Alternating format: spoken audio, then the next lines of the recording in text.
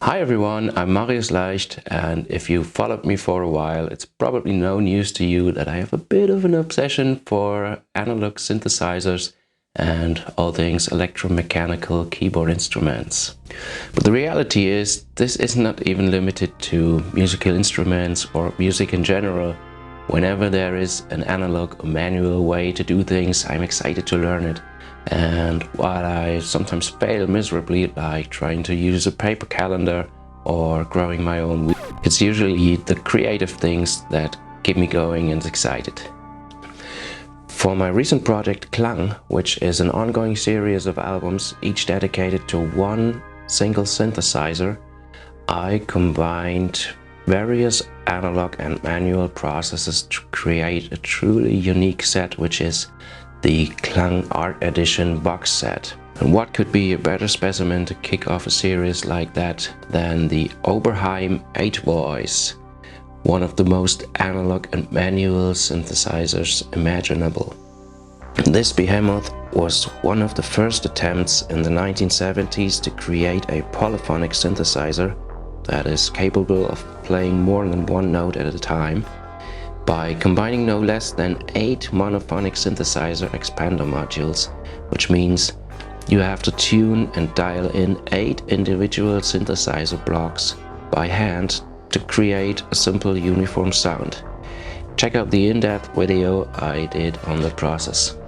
Years before I even dreamed of the opportunity to play and record a real Oberheim 4, let alone 8 voice, the idea for that one synth album series already was in my head, and I used my humble single Oberheim SEM and recorded it on multiple tracks to achieve a polyphonic wannabe 8 voice sound.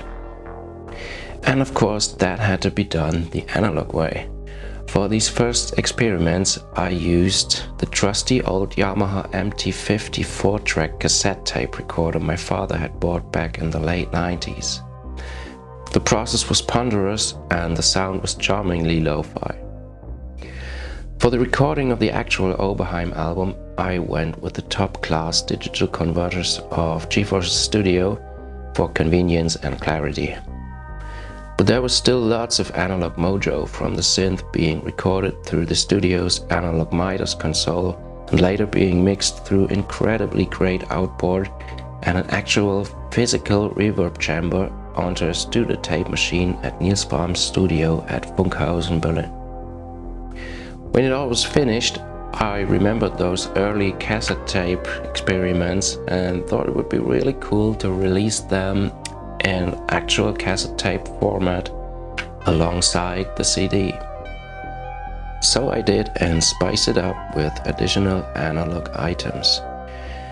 The official cover of the Oberheim 8 Voice album is a picture of the synth in doodle style. And no, this is not AI, as some might think nowadays, but it is an actual drawing by yours truly.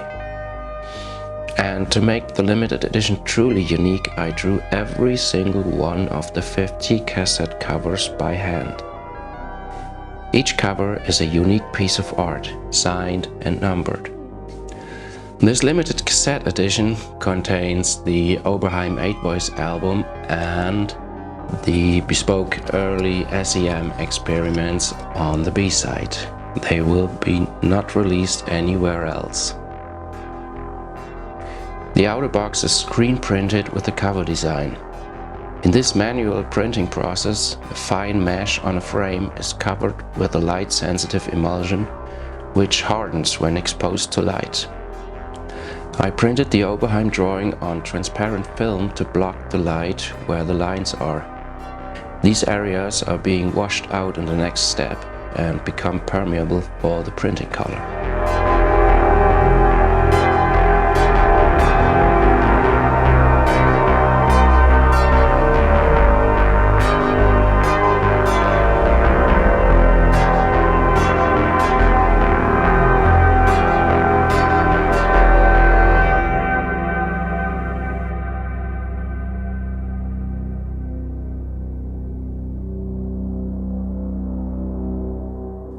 To give the printed boxes a more luxury look and feel, the inside is being covered with black velvet.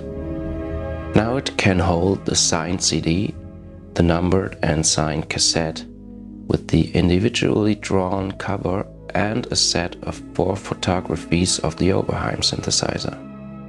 You guessed it, these are of course analog photographies. I'm fascinated by this process ever since my grandfather gave me his trusty old SLR camera when I was 14.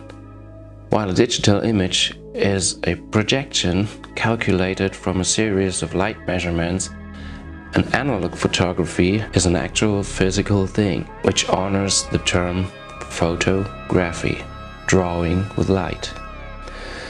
The light reflected from the subject physically alters the silver crystals in the photographic emulsion when exposed inside the camera for a split second.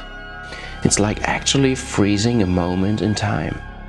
The same process is applied to photographic paper when making prints of the negative in the darkroom. In the end, an unbroken chain of actual physical events created the final image you can hold in your hands from the subject being there in the first place. If you know about this process or not, for me it is the magic in analog photography as well as analog audio. It just appears much more real than digital, because it actually is. And no matter how many hundreds of times I've witnessed it, watching a picture magically appear out of nowhere in the darkroom still blows my mind every single time.